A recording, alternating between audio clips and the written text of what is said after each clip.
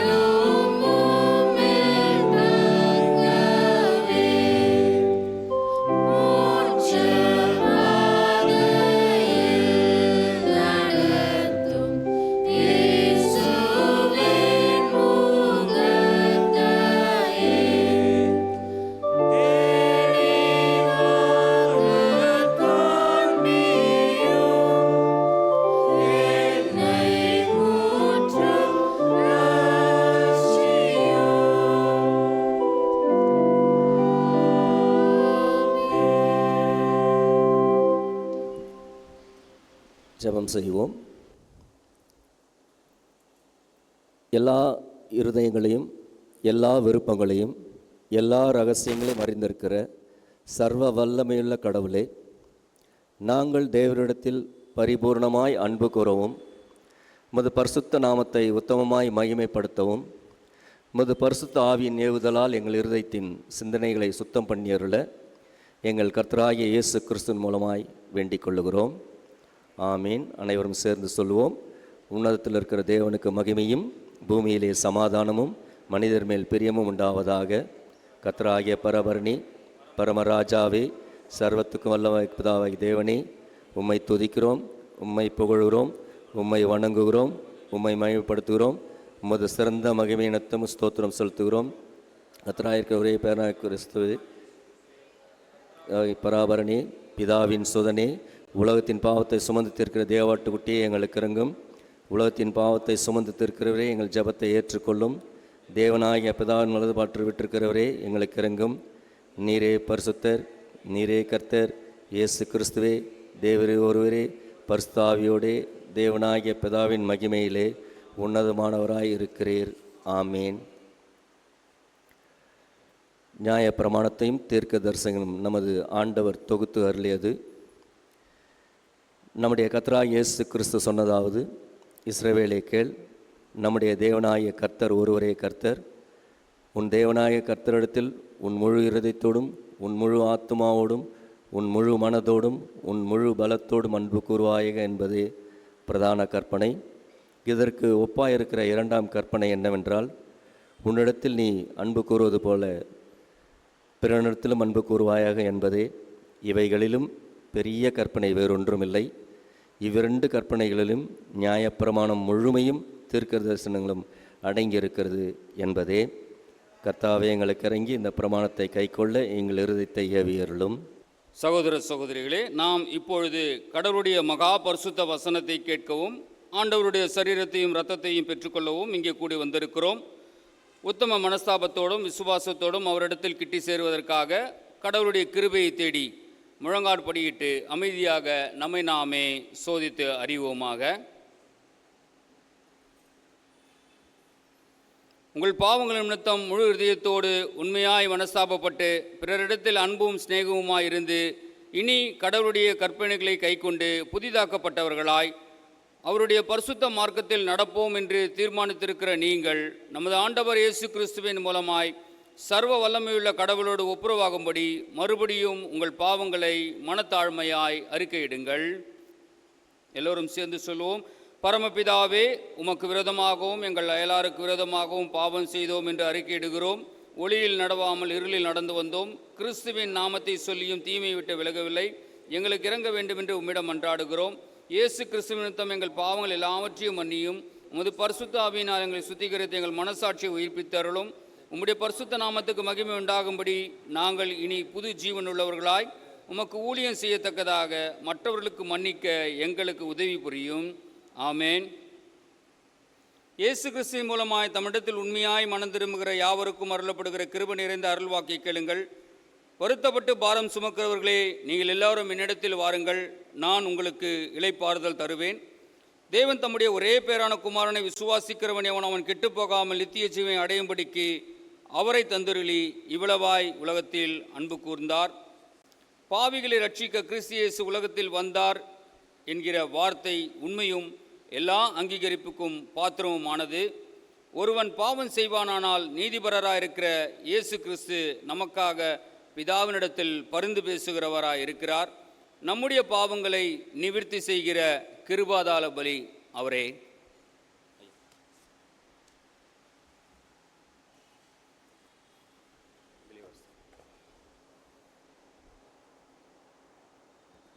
நம்முடைய பரமபிதாவாகிய சர்வ வல்லமையுள்ள கடவுள் உத்தம மனஸ்தாபத்தோடும் உண்மையான விசுவாசத்தோடும் தம்மிடத்திற்கு மனம் திரும்பி தங்கள் சகோதர சகோதரிகள் குற்றங்கள் யாவையும் மன்னிப்பையும் அருள் செய்வோர் என்று மிகுந்த இரக்கமாய் வாக்குத்தத்தம் செய்திருக்கிறார்.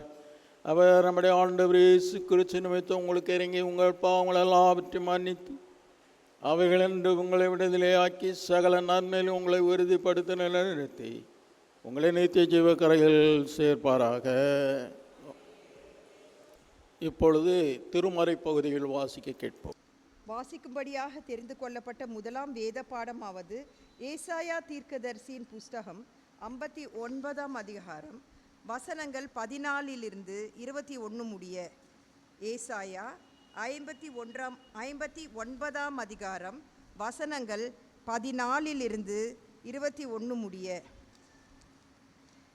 நியாயம் பின்னிட்டு அகன்றது, நீதி தூரமாய் நின்றது, சத்தியம் வீதியிலே இடறி யதார்த்தம் வந்து சேர மாட்டாமற் போகிறது. சத்தியம் தள்ளுபடியாயிற்று, பொல்லாப்பை விட்டு விலகுகிறவன் கொள்ளையாகிறான். இதை கர்த்தர் பார்த்து நியாயமில்லை என்று விசனம் உள்ளவரானார். ஒருவரும் இல்லை என்று கண்டு விண்ணப்பம் பண்ணுகிறவன் இல்லை என்று ஆச்சரியப்பட்டார். ஆதலால் அவருடைய புயமே அவருக்கு இரட்சிப்பாகி அவருடைய நீதியே அவரை தாங்குகிறது. அவர் நீதியை மார்க்கவசமாக அணிந்து இரட்சிப்பென்னும் சீராவை தமது சிரசில் தரித்து நீதி சரு கட்டுதல் என்னும் வஸ்திரங்களை உடுப்பாக உடுத்து வைராக்கியத்தை சால்வையாக போர்த்து கொண்டார். கிரியைகளுக்கு தக்க பலனை அளிப்பார். தம்முடைய சத்துருக்களிடத்தில் உக்கிரத்தை சரி கட்டி தம்முடைய பகையினருக்கு தக்க பலனையும் தீவுகளுக்கு தக்க பலனையும் சரி கட்டுவார். அப்பொழுது சூரியன் அஸ்தமிக்கும் திசை தொடங்கி கர்த்தரின் நாமத்துக்கும் சூரியன் உதிக்கும் திசை தொடங்கி அவருடைய மகிமைக்கும் பயப்படுவார்கள். வெள்ளம் போல் சத்துரு வரும்போது கர்த்தருடைய ஆவியானவர் அவனுக்கு விரோதமாய் கொடியேற்றுவார். மீட்பர் சீயோனுக்கும் யாக்கோபிலே மீறுதலை விட்டு திரும்புகிறவர்களுக்கும் வருவார் என்று கர்த்தர் சொல்லுகிறார். உன் மேல் இருக்கிற என் ஆவியும் நான் உன் வாயில் அருளிய என் வார்த்தைகளும் இது முதல் என்றென்றைக்கும் உன் வாயிலிருந்தும் உன் சந்ததியின் வாயிலிருந்தும் உன் சந்ததியினுடைய சந்ததியின் வாயிலிருந்தும் நீங்குவதில்லை என்று கர்த்தர் சொல்லுகிறார். இது எனக்கு அவர்களோடு இருக்கும் என் உடன்படிக்கை என்று கர்த்தர் சொல்லுகிறார். வாசிக்க வேண்டிய வேத பாடம் வாசித்து முடிந்தாயிற்று. தேவனே உமக்கே ஸ்தோத்திரம் உண்டாவதாக.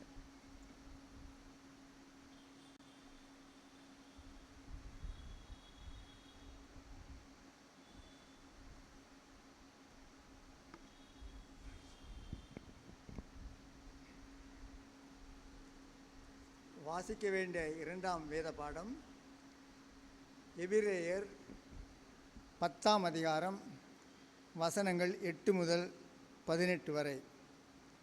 எபிரேயர் 10ஆம் அதிகாரம் வசனங்கள் 8 முதல் 18 வரை.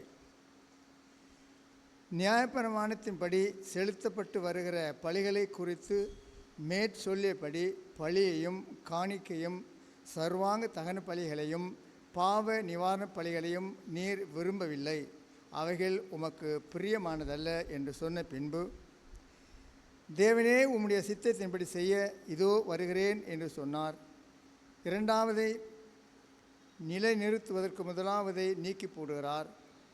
இயேசு கிறிஸ்துவுடைய சரீரம் ஒரே தரம் பலியிட்டப்பட்டதினாலே அந்த சித்தத்தின்படி நாம் பரிசுத்தமாக்கப்பட்டிருக்கிறோம். அன்றியும் எந்த ஆசாரியனும் நாடோறும் ஆராதனை செய்கிறவனாயும் பாவங்களை ஒரு காலும் நிவர்த்தி செய்யக்கூடாத ஒரே வித பலிகளை அநேக தரம் செலுத்தி வருவதனாயும் இருப்பான். இவரோ பாவங்களுக்காக ஒரே பலியை செலுத்தி என்றென்றைக்கும் தேவனுடைய வலது பாரசத்தில் உட்கார்ந்து இனி தம்முடைய சத்துருக்களை தமது பாதபடி ஆக்கி போடும் வரைக்கும் காத்து கொண்டிருக்கிறார். ஏனெனில் பரிசுத்தமாக்கப்படுகிறவர்களை ஒரே பலியினாலே இவர் என்றென்றைக்கும் பூர்ணப்படுத்தி இருக்கிறார். இதை குறித்து பரிசுத்த ஆவியானவரும் நமக்கு சாட்சி சொல்லுகிறார்.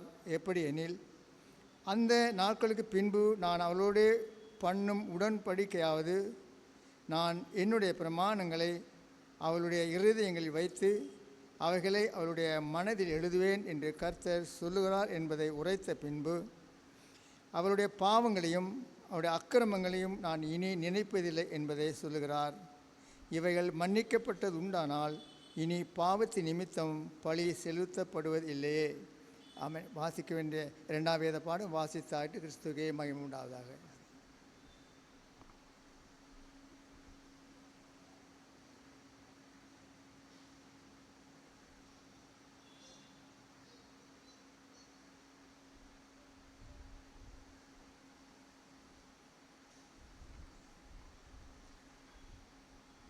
மாறி மாறி வாசிக்க முடியான சங்கீதம் 143, பக்கம் 759. கர்த்தாவே, என் ஜெபத்தை கேளும், என் விண்ணப்பங்களுக்கு செவிகொடும். உமது உண்மையின்படியும் உமது நீதியின்படியும் எனக்கு உத்தரவு அருளச் செய்யும்.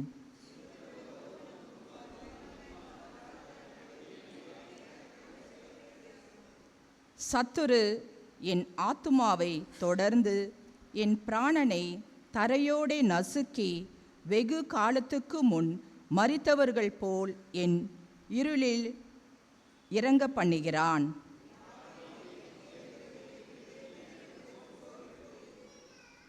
பூர்வ நாட்களை நினைக்கிறேன், உமது செய்கைகளை எல்லாம் தியானிக்கிறேன், உமது கரத்தின் கிரியைகளை யோசிக்கிறேன்.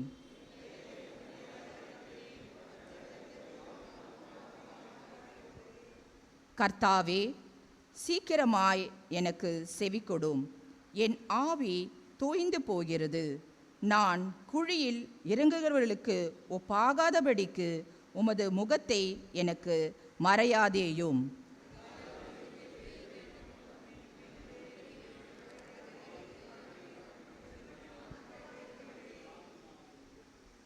கர்த்தாவே, என் சத்துருக்களுக்கு என்னை தப்பிவியும். உம்மை புகழிடமாக கொள்ளுகிறேன்.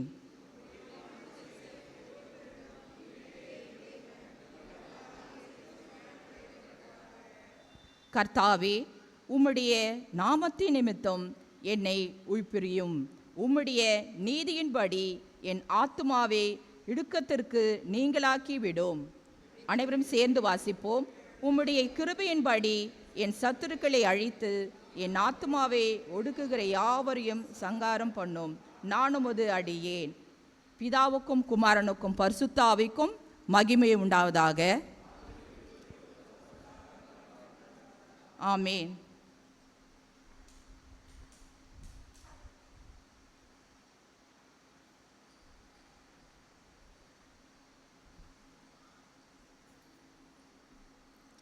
வாசிக்க வேண்டிய சுவிசேஷ பாடம் யோவான் எழுதின சுவிசேஷம் 14ஆம் அதிகாரம் 15ஆம் வசனம் முதல் 21ஆம் வசனம் வரையிலும். யோவான் 14ஆம் அதிகாரம் 15ஆம் வசனம் முதல் 21ஆம் வசனம் வரையிலும். நீங்கள் என்னிடத்தில் அன்பாய் இருந்தால் என் கற்பனைகளை கைக்கொள்ளுங்கள்.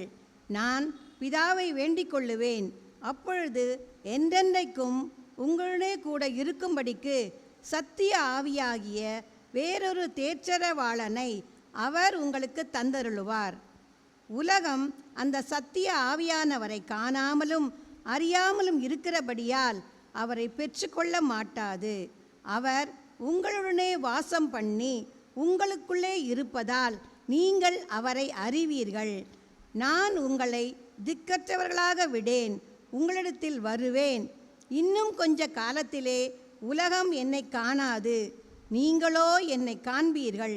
நான் பிழைத்திருக்கிறபடியினால் நீங்களும் பிழைப்பீர்கள். நான் என் பிதாவிலும் நீங்கள் என்னிலும் நான் உங்களிலும் இருக்கிறதை அந்நாளிலே நீங்கள் அறிவீர்கள். என் கற்பனைகளை பெற்றுக்கொண்டு அவைகளை கைக்கொள்ளுகிறவனே என்னிடத்தில் அன்பாயிருக்கிறான். என்னிடத்தில் அன்பாயிருக்கிறவன் என் பிதாவுக்கு அன்பாயிருப்பான். நான் அவனில் அன்பாயிருந்து அவனுக்கு என்னை வெளிப்படுத்துவேன் என்றார். பாடம் முடிந்தது. கிறிஸ்துவே உமக்கே மகிமை உண்டாவதாக. ஆமென்.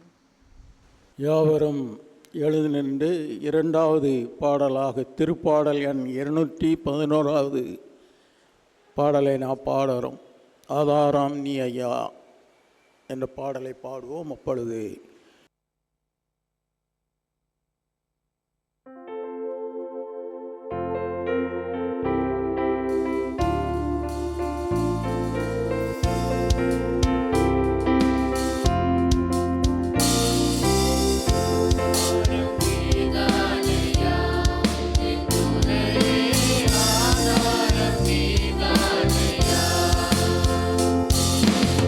ஆதாரம் நீதானையா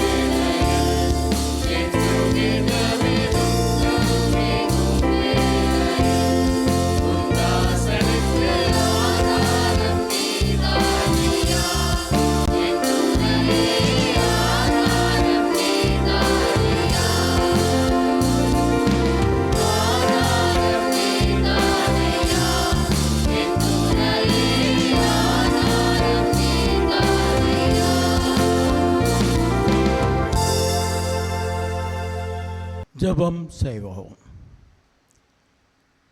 எங்கள் ஆண்டவரே, இந்த அருமையான காலை வேளைக்காக உமக்கு நன்றி செலுத்துகிறோம். இந்த மனமகிழ்ச்சியின் காலை வேளையிலே எங்கள் தமிழ் வேதத்துள்ள அதிசயங்களை நாங்கள் காணும்படி எங்கள் இருதயத்தின் கதவுகளை திறந்தள வேண்டும் என்று வேண்டுகிறோம். இயேசுவின் நாமத்தில் கேட்கிறோம் பிதாவே.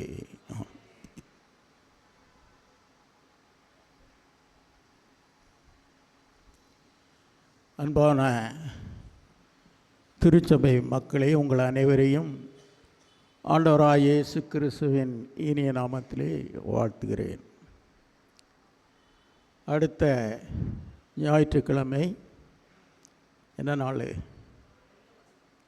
பெந்தேகோஸ்தே திருநாள். அந்த பெந்தேகோஸ்தே திருநாள் திருச்சபையின் பிறந்த நாள் என்று அதை அழைப்பார்கள். அது மட்டுமல்ல, திருச்சபைக்கு வெளியரங்கமாக பரிசுத்த ஆவியானவர் கொடுக்கப்பட்ட நாள் என்றும் அதை சொல்வார்கள். கிறிஸ்தவர்கள், யூதர்கள் ஆண்டு முழுவதும் பல்வேறு பண்டிகைகளை, திருவிழாக்களை கொண்டாடியதை நாம் திருமறையிலே வாசிக்கிறோம். 7 பண்டிகைகளை அவர்கள் கொண்டாடியதாக வாசிக்கிறோம். அதிலே 3 பண்டிகைகள் கட்டாய திருவிழாக்கள் என்று அழைக்கப்படும். த ஃபெஸ்டிவல் ஆஃப் ஆப்ளிகேஷன், அதாவது ஒவ்வொரு யூதனும் அந்த பண்டிகையிலே அவன் எருசலேம் தேவாலயத்திற்கு சென்றுதான் அந்த பண்டிகையை கொண்டாட வேண்டும். இது அவர்கள் சமய ஒழுங்காக வைத்திருந்தார்கள். இந்த கட்டாய திருவிழாக்கள் என்பது பெந்தேகோஸ்தே, பஸ்கா பண்டிகை, கூடார பண்டிகை, இந்த 3ம் த ஃபெஸ்டிவல் ஆஃப் ஆப்ளிகேஷன்.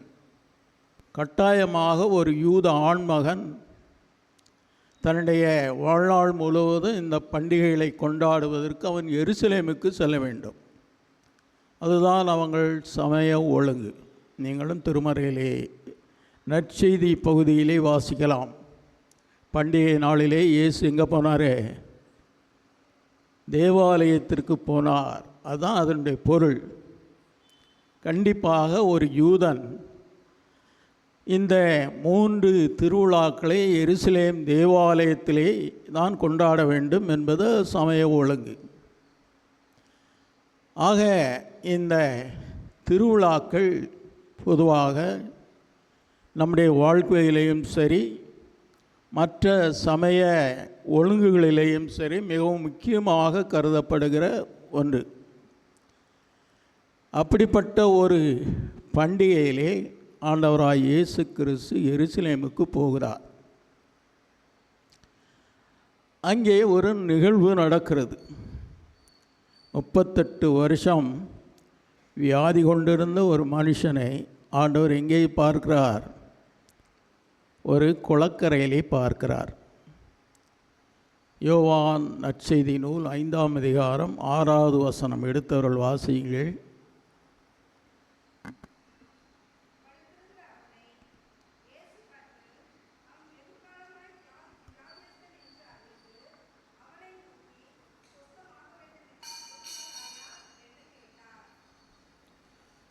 படுத்திருந்த அவனை இயேசு கண்டார். இது திருமறையிலே எனக்கு வெகுமாக பிடித்த ஒரு வசனம். படுத்திருந்த அவனை இயேசு கண்டார். இயேசு நம் ஒவ்வொருவரையும் பார்க்கிற ஒரு ஆண்டவர். நம்மை பற்றி தெரிந்து கொள்ள விரும்புகிற ஒரு ஆண்டவர். நம்மோடு பேச விரும்புகிற ஒரு ஆண்டவர். நம்மோடு உறவாட விரும்புகிற ஒரு ஆண்டவர். அந்த உறவை சார்ந்து அவனிடத்திலே கேட்கிறார். படுத்திருந்த அவனை இயேசு பார்க்கிறார். நீர் என்னை காண்கிற தேவன். இது யார் சொன்னது? ஆகார் ஆண்டவருக்கு விருப்பமாக தெரிவித்த ஒரு பெயர், நீர் என்னை காண்கிற தேவன். அது மட்டுமல்ல, இன்னொன்றையும் சேர்த்து சொல்கிறார், என்னை காண்பவரை இவ்விடத்தில் கண்டேன். ஆக முகமுகமாக உரையாடுகிற ஒரு ஆண்டவர் நம் ஒவ்வொருவருக்கும் இருக்கிறார்.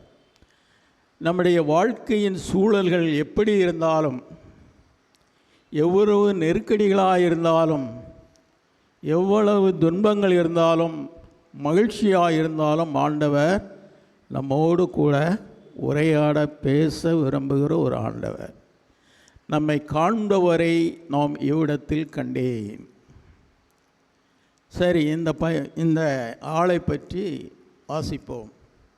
38 வருஷம் என்ன செய்கிறான்? வியாதியாக இருக்கிறான். 38 வருஷம் வியாதி என்பது ஒரு சாதாரண நாட்கள் அல்ல. இன்றைய உலகத்திலே ஒரு சராசரி மனிதனுடைய வாழ்வு 72 ஆண்டுகள் என்று கணிக்கிறார்கள். 38 வருஷங்கிறது அவனுடைய அந்த கணக்கின் பிரகாரம் பெரும்பகுதி, வாழ்க்கையின் பெரும்பகுதி வியாதியிலேயே கழித்திருக்கிறான். 38 வருஷம் 33.5 ஆண்டுகள் ஒரு தலைமுறை என்று கணக்கிடுகிறார்கள். அப்படி பார்த்தா ஒரு தலைமுறைக்கு அதிகமாக என்ன செய்கிறான்? வியாதியாக இருக்கிறான். நமக்கெல்லாம் திடீர்னு ஒரு வியாதி, ஏதாவது ஒரு நெருக்கடிகளை நம்முடைய சரீரத்திலே நாம் சந்தித்தால் அன்றைக்கி அவ்வளோதான், ஃப்ளாட். ரொம்ப கஷ்டமாயிருது. எனக்கு ஏன்டா இந்த நிலைமை, நான் நல்லா தானே இருந்தேன் என்றெல்லாம் சொல்லி புலம்புகிறோம். குடும்பத்தில் உள்ளவர்களுக்கு ஒரு மன சோர்வை ஏற்படுத்துகிற ஒரு நேரம் இது. நமக்கு மட்டுமல்ல, உலகத்தில் உள்ள எல்லா மக்களுக்கும் நடக்கிற ஒரு நிகழ்வு தான். 38 வருஷம் ஒரு வியாதியாக இருக்கிற ஒரு மனுஷன் அங்கே தன்னந்தனியாக கிடக்கிறான். வாழ்க்கையின் பெரும்பகுதியை வியாதியிலே கழித்த ஒரு மனிதன். ரெண்டாவது, அவனுக்கு உதவி செய்ய யாரும் இல்லை, யாருமே இல்லை. அதுதான் அவன் சொல்கிறான், என்னை தண்ணீர் கலக்கப்படும் பொழுது கொண்டு போய் விடுவதற்கு ஒருவரும் இல்லை என்று சொல்லுகிறான். வியாதி ஒரு பக்கம், உதவி செய்ய ஆள் இல்லாத ஒரு நிலை இன்றைக்கு சமுதாய வாழ்விலே நாம் ஒவ்வொரு குடும்பத்திலையும் பார்க்குறது தான், புதுசாக ஒன்றும் இல்லை. பெற்றோர்கள் வேலைக்கு செல்கிறார்கள் என்றால் சரி, எப்படியாவது கவனித்துக்கொள் என்று சொல்லி அவரை சமாதானப்படுத்தி நாம் என்ன செய்கிறோம்? அனுப்புகிறோம், சமாதானப்படுத்துகிறோம். நம்முடைய பணிகளுக்கு நாம் சென்று விடுகிறோம். அதன் பிறகு என்ன நடக்குது என்று வீட்டிலே தெரியாது. இன்றைக்கு சமுதாய வாழ்வு இவ்விதமாக தான் சுழன்று கொண்டு இருக்கிறது. வியாதி ஒரு பக்கம், உதவி இல்லாத ஒரு சூழ்நிலை. அப்புறம் அந்த மனிதனுக்கு இருக்கிற ஒரு சூழ்நிலையினால் என்னை கொண்டு போய் விடுக்கிறதுக்கு ஆள் இல்லை. கிறிஸ்துவுக்கு அன்பான கடவுளின் பிள்ளைகளே, இந்த சமுதாய வாழ்விலே எவ்விதமாக மக்கள் வேதனைப்படுகிறார்கள், துன்பப்படுகிறார்கள். அந்த காலத்துலலாம் வயசானா கூட நல்ல திடமாக ஆரோக்கியமாக இருப்பாங்க. இன்றைக்கி 40 வயசு 35 வருஷத்துலலாம் என்ன செய்கிறாங்க? மக்கள் முடங்கி போகிறார்கள். என்னை கொண்டு போய் விடுகிறதுக்கு ஆள் இல்லை. நீண்ட நாள் வியாதி, உதவிக்கு ஆள் இல்லாத ஒரு நிலைமை. அதன் பிறகு அவன் என்ன சொல்கிறான்? நான் போகிற இடத்துக்கு முன்னால் இன்னொருவன் போயிடுறான். வாய்ப்புகள் பறிபோகிற ஒரு சூழ்நிலை. இன்றைக்கி நாம் பார்க்கிற வேலையிலே ஆனாலும் சரி, சமுதாய வாழ்விலே ஆனாலும் சரி, வாய்ப்புகள் பறிபோகின்றன. ஒரு ஆஃபீஸில் வேலை செய்கிற ஒருத்தருக்கு ஜூனியராக இருக்கிறவர் சீனியராக மாறிடுறாரு. ஏனென்றால் அவருக்கு இருக்கிற சமுதாய அந்தஸ்து, இல்லை என்றால் பணபலம் என்ற ஒரு சூழ்நிலையிலே அவனுடைய வாய்ப்புகளெல்லாம் பறிபோகின்றன. இந்த மனிதனுக்கு இத்தகைய ஒரு நிலை, யாரும் எனக்கு உதவி இல்லை, தன்னந்தனியாக கடந்து 38 வருஷம் வேதனைப்படுகிறேன், அந்த வியாதியிலிருந்து விடுதலையாக வேண்டும் என்று நான் விரும்பினார் கூட அந்த வாய்ப்பு என்ன செய்யவில்லை, எனக்கு கிடைக்கவில்லை. கிறிஸ்துவுக்கு அன்பான திருச்சபை மக்களே, இன்றைக்கு அநேகருடைய வாழ்வு விதமாக தான் இயங்கி கொண்டிருக்கிறது. தொழில் போட்டி, வியாதியிலே வேதனைப்படுகிற ஒரு சூழ்நிலை, நீண்ட நாள் வியாதி, உதவியில்லாத ஒரு சூழ்நிலை, பதவிகள் பறிக்கப்படுகிற ஒரு சூழ்நிலை. இந்த நிலையிலே இந்த மனுஷன் அந்த குளக்கரையில் காத்து கிடக்கிறான். அவனுக்கு இருந்த அசைக்க முடியாத நம்பிக்கை, அதனால தான் அவங்க கிடக்கிறான். இல்லைன்னா எந்திரிச்சு போயா நீனாச்சு, உன்னுடைய சுகமாச்சு என்று அவன் திரும்பி சென்றிருக்க முடியும். ஆனால் அங்கேயே தான் இருக்கிறான். அவனுக்குள்ளே அசைக்க முடியாத நம்பிக்கை என்னன்னா, என்றைக்காவது ஒரு நாள் எனக்கு சுகம் கிடைக்கும், நடக்க முடியாத நான் என்ன செய்வேன், நம்பிக்கையோடு அவன் நடந்து செல்வேன் என்று அசைக்க முடியாத நம்பிக்கையிலே தான் அங்கே படுத்து கிடக்கிறான். அவனுடைய அசைக்க முடியாத நம்பிக்கை, விசுவாசம் அவனுக்கு வாழ்வு கொடுக்கிறது. கிறிஸ்துவுக்கு அன்பான கடவுளின் பிள்ளைகளே, இந்த மனுஷனுடைய இந்த சிந்தனையும் அனுபவமும் நம் ஒவ்வொருவருக்கும் இன்றைக்கு இருக்கிற சூழ்நிலையிலே நடந்து கொண்டு தான் இருக்கிறது. புதிதாக நான் ஒன்றையும் சொல்லவில்லை. வாய்ப்புகள் பறிக்கப்படுகின்றன, பறிபோகின்றன. பெரிய அந்தஸ்தை ஆஸ்தியை உடையவர்கள் வாய்ப்புகளை தட்டி செல்கிறார்கள். இந்த மனிதன் இறைவனிடத்திலேயே வைத்த நம்பிக்கையை அசைக்க முடியாத ஒரு மனுஷனாக அங்கே அவன் காத்து கிடக்கிறான். என்றைக்காவது ஒரு நாள் எனக்கு அந்த வாய்ப்பு கிடைக்கும். ஒருவேளை எல்லா ஆஸ்திய அந்தஸ்தும் என்னை தனிமைப்படுத்தி விட்டாலும் என் ஆண்டவர் அதை நம்பி தானே அவன் வந்திருக்கிறான், எனக்கு ஒரு நாள் சுகம் கிடைக்கும். கிறிஸ்துவுக்கு அன்பான கடவுளின் பிள்ளைகளே, இவ்விதமாக இருக்கிற மக்களுக்கு ஆண்டவர் சொல்லுகிற நல்ல செய்தி, படுத்திருந்த அவனை இயேசு கண்டார். கிறிஸ்துவுக்கு அன்பான கடவுளின் பிள்ளைகளே, ஆண்டவருடைய பார்வை ஒரு மனுஷனிடத்திலே வருகிறது என்றால் அவனுக்குள்ளே இருக்கிற அசைக்க முடியாத நம்பிக்கை தான். இந்த நம்பிக்கையிலே தான் அவன் படுத்து கிடக்கிறான். உடனே ஆண்டவர் அவங்கள்ட்ட பார்த்து என்ன சொல்கிறாரு, சொஸ்தமாக வேண்டும் என்று நீ விரும்புகிறாயா என்று கேட்கிறார் இல்லையா? சுஸ்தமாக வேண்டும் என்று விரும்புகிறாயா என்று கேட்கிறார். 38 வருஷம் வியாதி இருக்கிற ஒரு மனிதனிடத்திலே ஆண்டவரை கேட்கிற ஒரு கேள்வி ஒரு விசித்திரமான கேள்வி என்று தான் நமக்கு தெரியும். அவர் தான் நல்லா தெரியுமே. 38 வருஷம் படுக்கையாக கிடக்கிறான், ஒன்றும் செய்ய முடியல, உதவிக்கு ஆள் இல்லை, வாய்ப்புகளெல்லாம் பறிபோகின்றன. ஒரு நிர்பந்தமான நிலையிலே அவன் இருக்கிறான். அவங்ககிட்ட பார்த்து என்ன செய்கிறாரு, சுஸ்தமாக வேண்டும் என்று நீ விரும்புகிறாயா என்று கேட்கிறார்.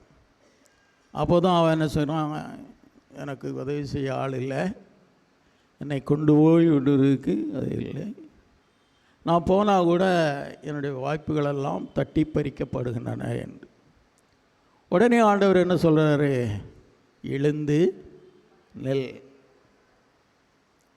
38 வருஷமாக எதை செய்ய முடியாது என்று அவன் முடங்கி இருந்தாலோ அதை இந்த நேரத்தில் ஆண்டவர் என்ன செய்ய சொல்கிறாரு, செய்.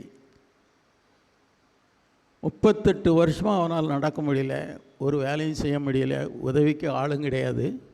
இப்படி ஒரு நெருக்கடியான ஒரு சூழ்நிலையிலே என் ஆண்டவர் அவனிடத்திலே நேர்முகமாக பேசுகிறார். சொஸ்தமாக வேண்டும் என்று நீ விரும்புகிறாயா?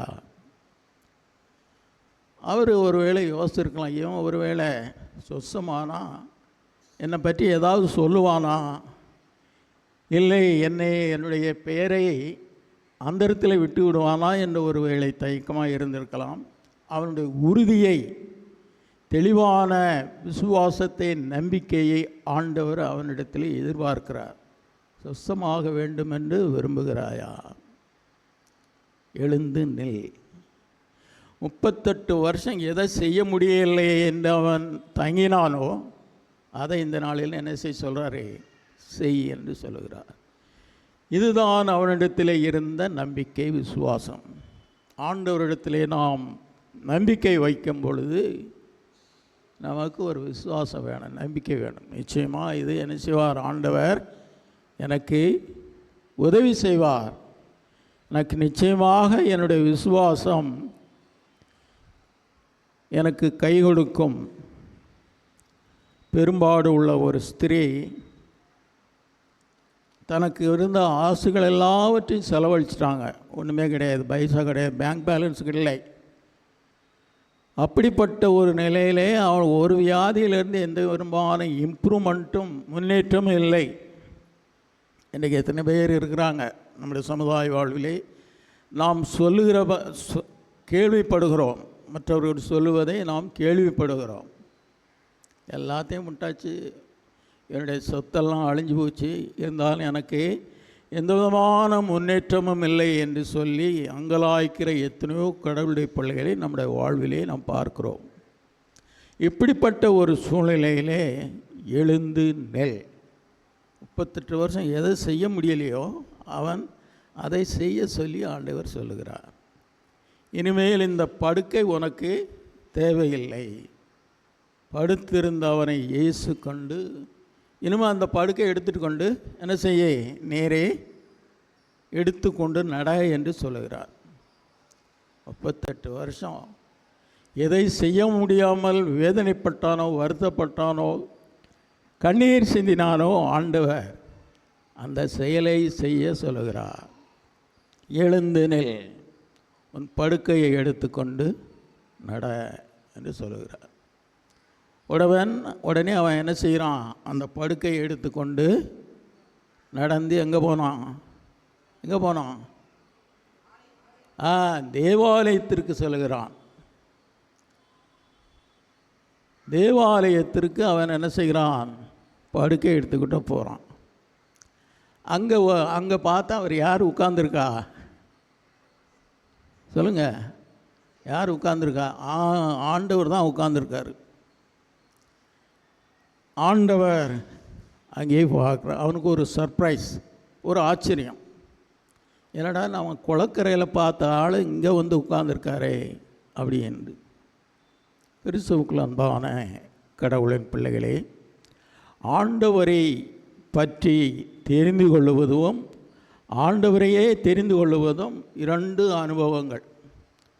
ஆண்டவரை பற்றி அவள் பைபிளில் வாசிக்கலாம், அவர் சார்ந்த புஸ்தகங்களை வாசிக்கலாம், அனுபவசாலிகள் சொல்லுகிற அனுபவங்களை நாம் பெற்றுக்கொள்ளலாம். ஆனால் இயேசுவையே அறிந்து கொள்வதே நம்முடைய வாழ்க்கையின் முக்கிய அனுபவமாக இருக்க வேண்டும். இயேசுவை பற்றி அறிந்து கொள்வதும் இயேசுவையே அறிந்து கொள்வதும் 2 வேறு அனுபவங்கள். உங்களை பற்றி நான் அறிந்து கொள்ளலாம், உங்களை தெரியாமலே நான் அறிந்து கொள்ளலாம். ஆனால் உங்களை பற்றியே நான் அறிந்து கொள்ள வேண்டுமென்றால் I must have a personal contact. உங்களோடு எனக்கு இருக்கிற நேரடி உறவிலே தான், தொடர்பிலே தான் என்ன செய்ய முடியும், அதை நான் தெரிந்து கொள்ள முடியும். இதுதான் வாழ்க்கையின் ரகசியம். இயேசுவை அறிந்து கொள்வதற்கும் இயேசுவை பற்றி அறிந்து கொள்வதற்கும் மிகப்பெரிய வித்தியாசம்.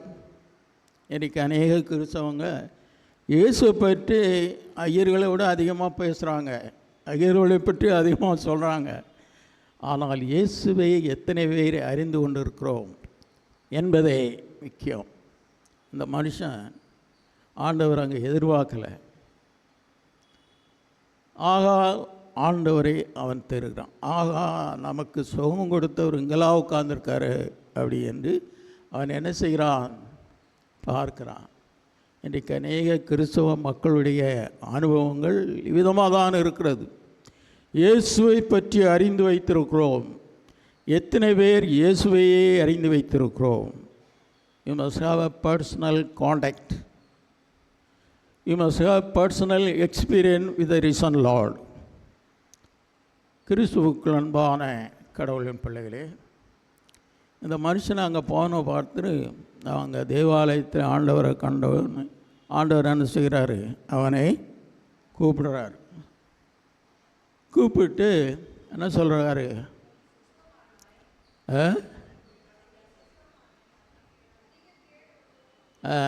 என்ன சொல்கிறாரு, நீ இனிமேல் பாவம் செய்யாதே என்று அவனை கண்டிக்கிறார். கிறிஸ்துவுக்குள் அன்பான கடவுளின் பிள்ளைகளே, அவனை தேவாலயத்திலே பார்த்து அந்த 38 வருஷ முடங்கி போன வாழ்வுக்கு அவன்தான் காரணம் என்று சுட்டி காட்டுகிறார். இனிமேல் என்ன செய்யாதே, பாவம் செய்யாதே, அதிக கேடு ஒன்று உனக்கு உண்டாகாதபடி இனி என்ன செய்யாதே, பாவம் செய்யாதே என்று அவனை கண்டிக்கிறார். ஆக அவனுடைய 38 வருஷ முடங்கி போன வாழ்வுக்கு அவன்தான் காரணம். அதைத்தான் அங்கே சுட்டி காட்டுகிறார். அவன் செய்த பாவங்கள், அவன் செய்த தீமைகள் எல்லாம் அவனை முடக்கி போட்டிருக்கிறது.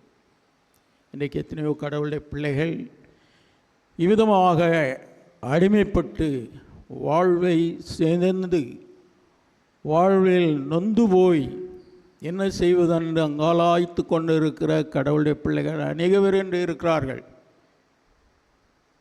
கிறிஸ்துவுக்கு அன்பான கடவுளின் பிள்ளைகளே, அவன் தேவாலயத்திலே மீண்டும் அவரை சந்திக்கிறான். இயேசுவை தெரிந்து கொள்கிறான். எனக்கு சுகம் கொடுத்தவர் இவரல்லவா என்பதை அடையாளம் கண்டு கொள்கிறான். நாம் வாழ்க்கையிலே எத்தனையோ இடங்களிலே நம்முடைய அனுபவங்களை பெற்றிருக்கலாம். ஆனால் நம்முடைய திருச்சபை மட்டுமே நமக்கு இயேசுவை அடையாளம் காண்கிற ஒரு இடம். அதை நாம் மறந்துவிடக்கூடாது. இந்த மனிதன் ஆண்டவரிடத்தில் வந்து சுகத்தை பெற்றான், உண்மைதான். ஆனால் திருச்சபையிலே தான் தனக்கு சுகம் கொடுத்தவர் இவரல்லவா என்பதை அடையாளம் கண்டு கொள்கிறான்.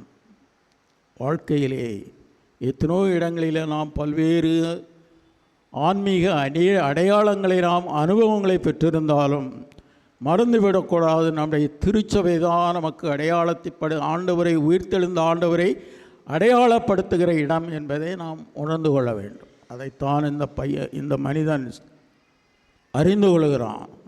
எனக்கு சுகம் கொடுத்தவர் இவரல்லவா என்பதை திருச்சபையிலே தேவாலயத்திலே அவன் அறிந்து கொள்கிறான். எனக்கு அருமையான கடவுளின் பிள்ளைகளே, இந்த கால வேளையிலேயும் நம்முடைய வாழ்க்கையின் அனுபவத்தோடு ஆண்டவரை இணைத்து கொள்ள வேண்டும். ஒரு மனிதன் மனம் திரும்புதல், பாவம் மன்னிப்பை பெறுதல், ஞானஸ்நானம் பெறுதல், பரிசுத்தாவியை பெறுதல், இவ்விதமாக நம்முடைய வாழ்விலே பின்னி பிணைந்திருக்கிற இந்த அனுபவங்களை எப்பொழுதும் மறந்துவிடக்கூடாது. ஆண்டவருடைய விசுவாசத்தின் வாழ்க்கையின் அனுபவம் இந்த 4 தான் பின்னி பிணைந்து இருக்கிறது. அதை ஒருபோதும் நாம் மறந்துவிடக்கூடாது. ஆவியானவர் உள்ளுணர்ந்து நம்மை அழைக்கிறார், நம்மை உள்னுணர்ந்து நம்மோடு கூட வாழ்கிறார். இந்த 4ஐயும் பிரிக்க முடியாத ஒரு அனுபவம் என்பதை ஆண்டவர் சுட்டி காட்டுகிறார். கிறிஸ்துவுக்கு அன்பான கடவுளின் பிள்ளைகளே, இந்த கால வேளையிலே நாமும் இத்தகைய ஒரு புதிய அனுபவத்தை பெறுவோம். ஒருவேளை உதவிக்கு ஆளிலேயே என்னை ஏங்கி தவிக்கிற உள்ளங்களை ஆண்டவர் பார்க்கிறார். நீ சுஸ்தமாக வேண்டுமென்று விரும்புகிறாயா என்று கேட்கிறார். எழுந்து நெல். 38 வருஷம் எதை செய்ய முடியலையோ அதை இந்த நாளிலே ஆண்டவர் அவனை செய்ய சொல்லி வற்புறுத்துகிறார். இதுதான் வாழ்க்கையின் மிகப்பெரிய ஒரு மாற்றம். 38 வருஷம் செய்ய முடியாத ஒரு பணியை ஆண்டவர் அந்த மனுஷனிடத்தை கேட்குறார். எனக்கு அருமையான கடவுளின் பிள்ளைகளே, ஆண்டவர் நம் ஒவ்வொருவரும் தேவைகளை அறிந்திருக்கிறார். அதை நிறைவேற்றுவதற்கு ஆயத்தமுள்ளவராக இருக்கிறார். அப்படிப்பட்ட ஒரு ஆண்டவர் நமக்கு இருக்கிறார். நம்ம வாழ்க்கையோடு இணைந்து செயலாற்றுகிற உயிர்த்தெழுந்த ஆண்டவரோடு பயணிக்கிற ஒரு அனுபவத்தை ஆண்டவர் நம் ஒவ்வொருவருக்கும் கொடுத்திருக்கிறார். உயிர்த்தெழுந்த எம்மா ஊருக்கு போன சீஷர்களே என்ன செய்கிறாரே, அவர்களோடு ஒன்றும் தெரியாதவர் போல் நடந்து செல்கிறார். நம்முடைய ஆண்டவர் நம்முடைய இன்ப துன்பங்களிலே லாப நஷ்டங்களிலே நம்மோடு கூட இருக்க விரும்புகிறார். நம்மை அரவணைத்து செல்கிற ஒரு ஆண்டவர். அதை எப்பொழுதும் மறந்துவிடக்கூடாது. ஒருவேளை சோர்வுகள், வேதனைகள், வருத்தங்கள் நமக்கு ஏற்படலாம். இருந்தாலும் ஆண்டவருடைய உயிர்த்தெழுந்த ஆண்டவரிடத்திலே நாம் வைத்திருக்கிற அசைக்க முடியாத நம்பிக்கை, விசுவாசம் நம்மை கரை சேர்க்கும். அந்த ஸ்திரீ என்ன செய்தாள்? ஒன்றும் செய்யலை. ஆண்டவர் வருவதை பற்றி கேள்விதான் பட்டாள், வேறு ஒன்றும் செய்யலை. இந்த வீட்டில் இருந்தே அவன் என்ன செய்கிறா சொல்லுங்கள்? வீட்டில் இருந்தே அவருடைய வஸ்திரத்தின் ஓரத்தை தொட்டால் போதும், எனக்கு சுகம் கிடைக்கும். ஆண்டவர் பார்க்கல, ஆண்டவரோடு உறவாடவில்லை, பேசவில்லை. வீட்டில் இருந்து தான் அதை செய்கிறா. அவர் சுகத்தை அவருடைய சுகம் அவருடைய வஸ்திரத்தின் ஓரத்தை தொட்டால் எனக்கு சுகம் கிடைக்கும். ஆக அதற்கான வாய்ப்புகளை அவள் தேடி அறைகிறாள். ஜனக்கூட்டம் அதிகமாக இருக்குது. சீடர்கள்லாம் அவர் பிறந்து கொள்கிறார்கள். அது கூட வருகிற சமய தலைவர்களெல்லாம் அவரை பிறந்த சத்தம் போடாத அப்படி என்று அதட்டுகிறார்கள். அந்த நேரத்தில் அப்போ என்ன செய்கிறா? ஆண்டவருடைய வஸ்திரத்தை தொடுகிறாள். மிகப்பெரிய வாழ்விலே ஒரு மாற்றம். காரணம் என்னவென்றால் அவள் மேல் வைத்திருந்த நம்பிக்கை, விசுவாசம்தான். உன் விசுவாசம் உன்னை ரட்சித்தது என்று தான் ஆண்டவர் சொல்லுகிறார். எனக்கு அருமையான கடவுளை பிள்ளைகளே, இந்த கால வேளையிலே ஆண்டவர் நம்மோடு கூட இருக்கிறார். படுத்திருந்த அவனை இயேசு காண்கிறார். சுத்தமாக வேண்டும் என்று விரும்புகிறாய் என்று கேட்டு மிகப்பெரிய ஒரு வாழ்வின் மாற்றத்தை, ஒரு புதிய வாழ்வை அவனுக்கு கொடுக்கிறார். ஆக ஆண்டவரை தேடி வருகிற ஒவ்வொரு மக்களுக்கும் விதமான ஒரு வாழ்க்கையின் அனுபவத்தை ஆண்டவர் கொடுக்கிறார். அத்தகைய ஒரு அனுபவத்தை இந்த கால வேளையிலே நாமும் பெற்று அவருடைய பிள்ளைகளால் நம்முடைய பாவங்களிலிருந்து விடுதலையாக்கி இயேசுவையே அனுபவிக்கிற ஒரு வாழ்வை ஆண்டவர் நமக்கு கொடுத்து இந்த நாளிலே நம் ஒவ்வொருவருக்கும் கிருபை செய்வாராக. ஆண்டவன் பிதா, குமாரன், பரிசுத்த ஆவியின் நாமத்தினாலே ஆண்டவர்.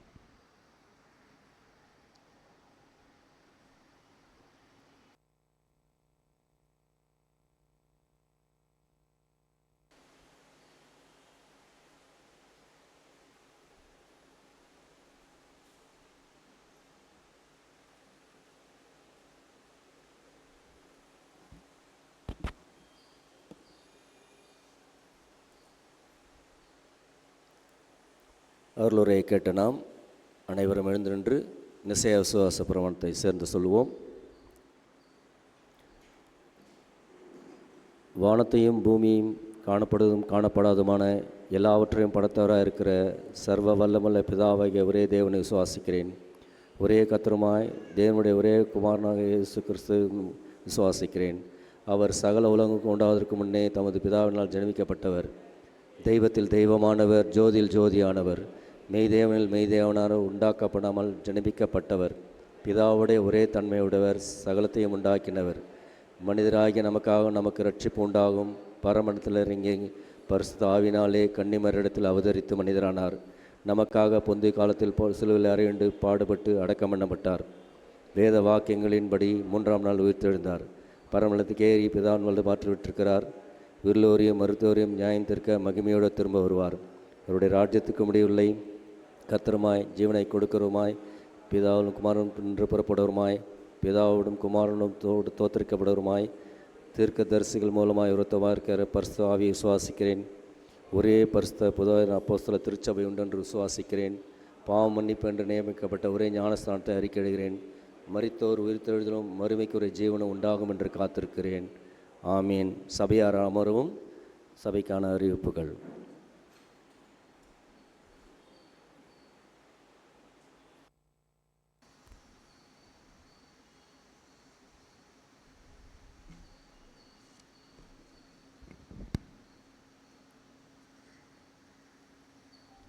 இன்று ஆராதனையில் கலந்து கொண்ட உங்கள் அனைவருக்கும் ஸ்தோத்திரங்களையும் வாழ்த்துகளையும் தெரிவித்துக் கொள்கிறேன். இன்று நம்முடன் தேவ செய்தியை பகிர்ந்து கொண்ட அருள் திரு ஜே சாமுவேல் ஐயா அவர்களுக்கு சபையின் சார்பாக நன்றிகளை தெரிவித்துக் கொள்கிறேன். இன்று மாலை 6:30 மணிக்கும் ஆராதனை நடைபெறும். அதை வாலிபர் ஐக்கிய சங்கத்தினர் பொறுப்பேற்று நடத்துவார்கள். சபையார் அனைவரும் அதில் கலந்து கொள்ளவும். வருகின்ற வெள்ளிக்கிழமை மாலை 6:30 மணிக்கும் ஆராதனை நடைபெறும். சபையார் அதில் கலந்து கொள்ளவும். நமது ஆயர் அவர்கள் 11:05 முதல் 30:05 வரை விடுமுறையில் இருப்பதால் அவசர தேவைகளுக்கு சபையார், செயலர் மற்றும் பொருளாளரை தொடர்பு கொள்ளவும். இன்று ஆராதனை முடிந்ததும் ஒரு குடும்பத்தினர் தேநீர் ஆயத்தப்படுத்தி உள்ளார்கள். சபையார் அறிந்துவிட்டு செல்லுமாறு குடும்பத்தின் சார்பாக கேட்டுக்கொள்கிறோம். அக்குடும்பத்தாருக்கு சபையின் சார்பாக நன்றிகளை தெரிவித்துக் கொள்கிறோம். கடந்த ஆண்டு 2024, 2025 2 ஆண்டுகளாக சேர்ப்பின் பண்டிகையின் 7 பாக்கிகளை வைத்திருக்கிறவர்கள் தயவு செய்து அதை சீக்கிரத்தில் கொடுக்குமாறு அன்புடன் கேட்டுக்கொள்கிறோம். இந்த வாரத்தில் தங்கள் பிறந்த நாட்களையும் திருமண நாட்களை கொண்டாடுகின்ற நம்ம திருச்சபை மக்கள் அனைவரையும் சபையின் சார்பாக வாழ்த்துகிறோம். கர்த்தர் தாமே அவர்கள் அனைவரும் ஆசீர்வதித்து காப்பாராக.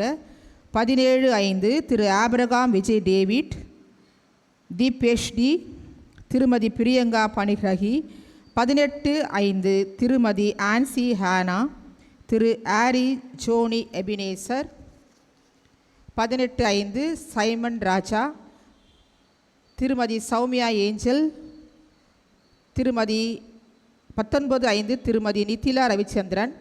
20:05 திருமதி பத்மினி எஃப், திரு பொன்ராஜ்யம், திருமதி ரோஸ்லின்ஜி, திருமதி பிரிசிலா ஜெயக்குமாரி.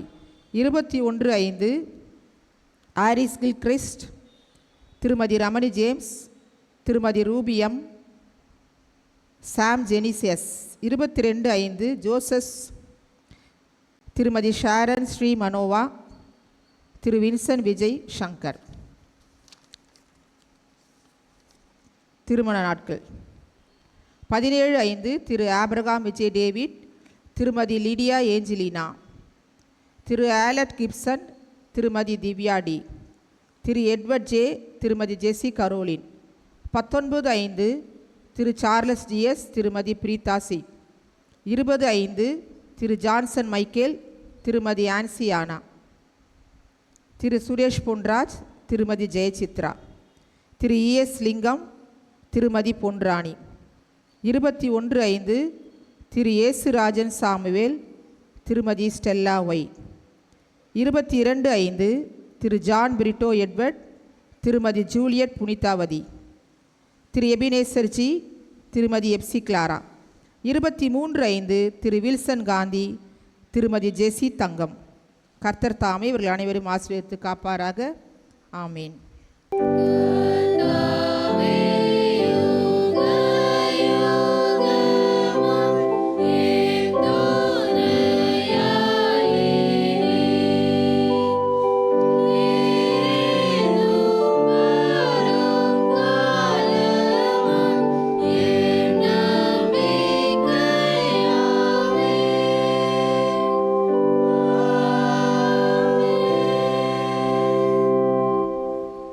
காணிக்கை பாடல். கீர்த்தனை 218வது கீர்த்தனை. தந்தையே என்னை இயேசுவே. கீர்த்தனை யாவரும் எழுந்து நின்று 210வது கீர்த்தனை பாடுவோம்.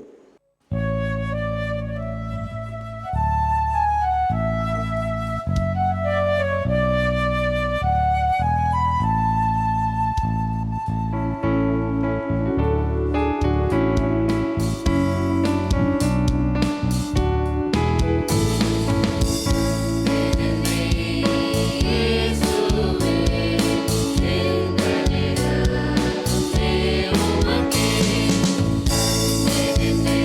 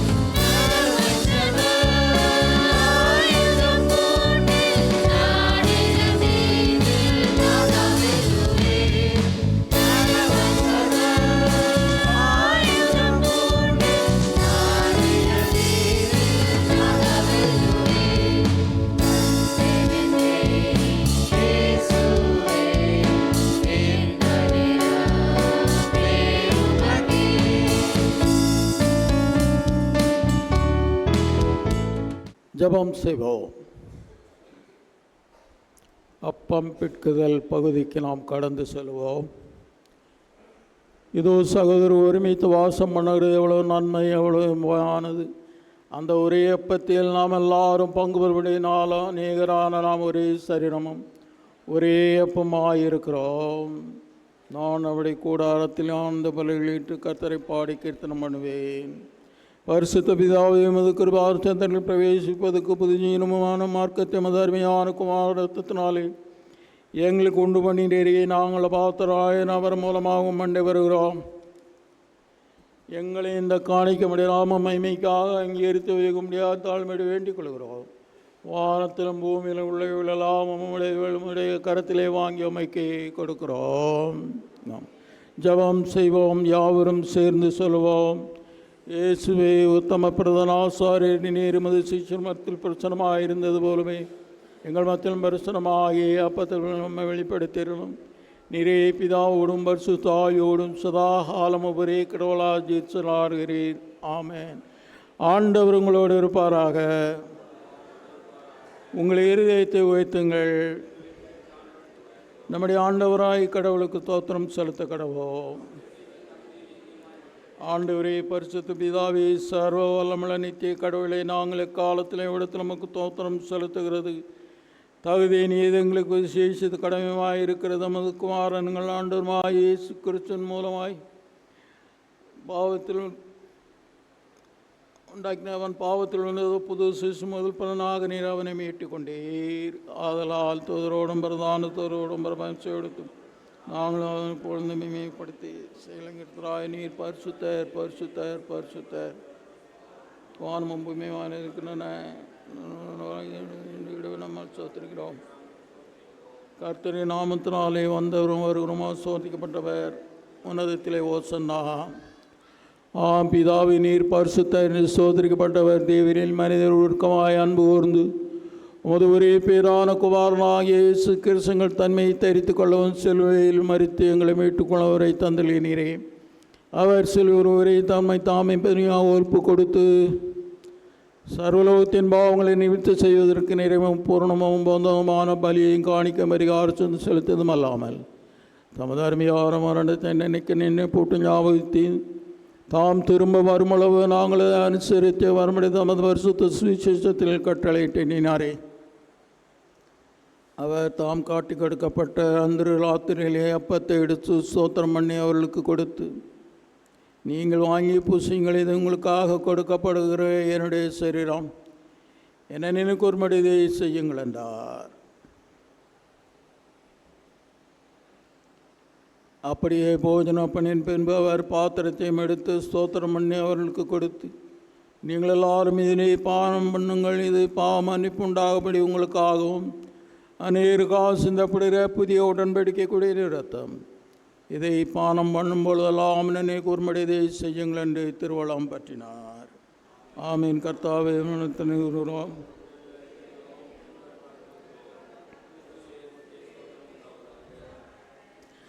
ஆதலால் பிதாவே, எமது குமாரனாகிய எங்கள் ஆண்டவரை அருமையான பாடுகளையும் மரணத்தை மகிமையான உயிர்த்தெழுதலும் பரமேற நினை கூர்ந்து முது அடியாராகிய நாங்கள் அவருடைய கட்டளைப்படி அவர் திரும்ப வருமல் அவரை நினை கூர்ந்ததை செய்கிறோம். அவரின் நேரங்களுக்காக நிறைவேற்றின பூரண மீட்புக்காக மக்கள் நன்றி செலுத்துகிறோம். தாவே, எங்கள் தேவனை துதிக்கிறோம், புகழுகிறோம், மேம்படுத்துகிறோம். இரக்கமுள்ள பிதாவை, நாங்கள் பிற்கிற அப்பம் கிறிஸ்துடைய சரீரத்தின் ஐக்கியமாயும் நாங்கள் ஆசீர்வதிக்கிற பார்த்தம் கிறிஸ்துடைய இரத்தத்தின் ஐக்கியமாக இருக்கும்படி எங்களை நிறைத்த இந்த அப்பத்தின் திராட்சை ரசத்தையும் நமது பரிசுத்தாவினால் பரிசுத்தப்படுத்த வேண்டும் என்று மிகுந்த தாழ்மையோடு பிரார்த்திக்கிறோம். நாங்கள் எல்லாரும் ஆண்டவர் இயேசு கிறிஸ்துவில் கூட்ட இணைக்கப்பட்டவர்களாகி விசுவாசத்தில் ஒருமைப்படவும் தலையாகி அவர்கள் எல்லாவற்றிலும் கிருபை செய்யும் அவரோடும் பரிசுத்த ஆவியோடும் ஐக்கியமாக இருக்கிற சர்வனுள்ள பிதாவாகிய உமக்கு அவர் மூலமாய் சகல கனமும் மகிமையும் என்னைக்கும் உண்டாவதாக. நமது இரட்சகராய் கிறிஸ்து கற்பித்தபடி அவருடைய நமக்கு அருளப்பட்ட தைரியத்தோடு சொல்லுவோம். பரமண்டலங்களுக்கு எங்கள் பிதாவே,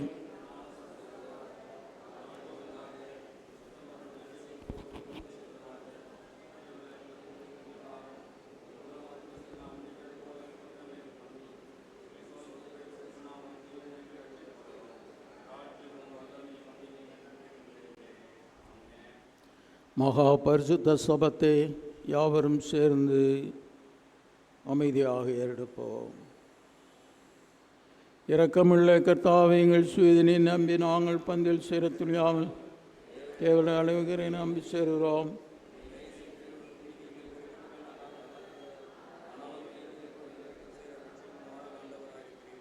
ஆகியால் கிருபை கர்த்தாவையும் அருமையான குமாரனாக இயேசு குலமலையால் சரீரத்தாலும் இரத்தத்தாலும் சரீரம் சுத்தமாகி எப்பொழுது நாங்கள் அவருக்குள் அவர்களுக்குள் வாசமாக இது பெற்றதுமாய் அவருடைய சரீரத்தை புசித்து அவருடைய இரத்தத்தை பானம் எங்களுக்கு கிருபை செய்துள்ளோம். ஆமென். நாம் பிற்கிற அப்பம் கிறிஸ்துடைய சரீரத்தின் ஐக்கியமாக இருக்குது அல்லவா? உலகத்தின் பாவத்தை சுமந்திருக்கிற வாட்டுக்குட்டி எங்களுக்கு இருங்கும். உலகத்தின் பாவத்தை சுமந்திருக்கிற வாட்டுக்குட்டி எங்களுக்கு இருங்கும். உலகத்தின் பாவத்தை சுமந்திருக்கிற வாட்டுக்குட்டி எமது சமாதானத்தை தாரும். பந்தி ஆயத்தமாக இருக்கிறது, வாருங்கள், பங்கு பெறுங்கள்.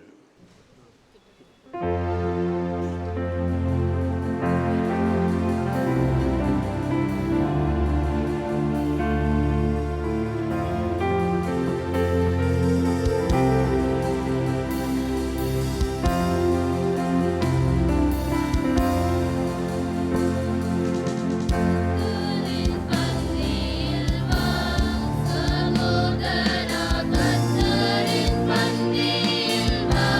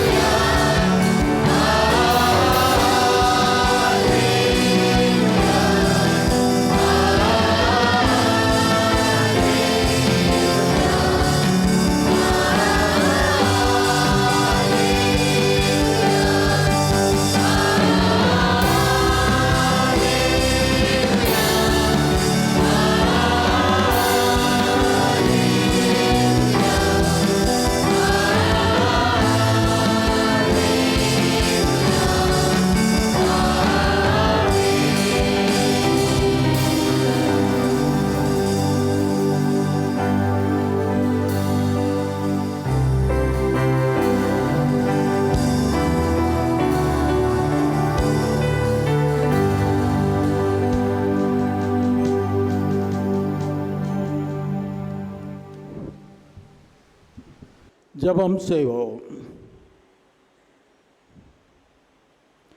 கிறிஸ்துவின் சரீரமும் இரத்தமான சாக்கிரமத்தை விசுவாசத்தினால் பெற்றுக்கொண்டவர்களாய் நாம் அவருக்கு நன்றி செலுத்துவோம்.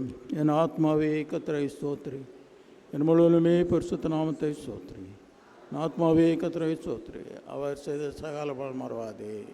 ஆமென். எல்லா புத்திக்கு மேலான தேவ சமாதானம் உங்களோடு இருந்து நீங்கள் தேவனுடைய குமாரனாகிய நம்முடைய நாதர் இயேசு கிறிஸ்துவை பற்றிய அறிவில் அன்பில் எடுத்திருக்கும்படி உங்கள் இருதயத்தையும் சிந்தையும் காக்க கடவுது. பிதா குமாரன் பசு தாய்மாகிய சர்வ வல்லமை பொருந்திய ஆசீர்வாதம் உங்களுக்குள்ளே இருந்து எப்பொழுதும் உங்களோட நிலைத்திருக்க கடவுது.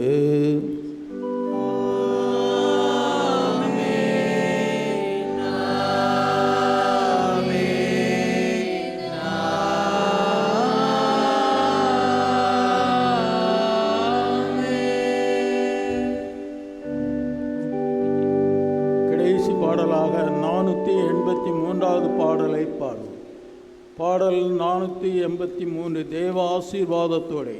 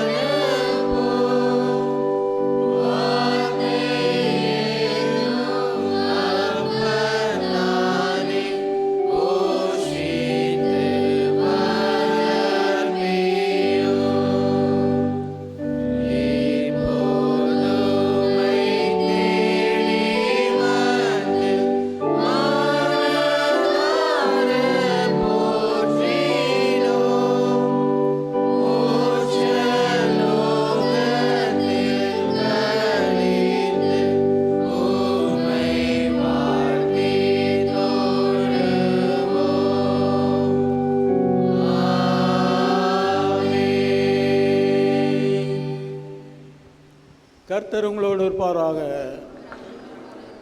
சமாதானத்தோடையே போக கிடவோம். கர்த்தருடைய நாமத்தினாலே ஆமென்.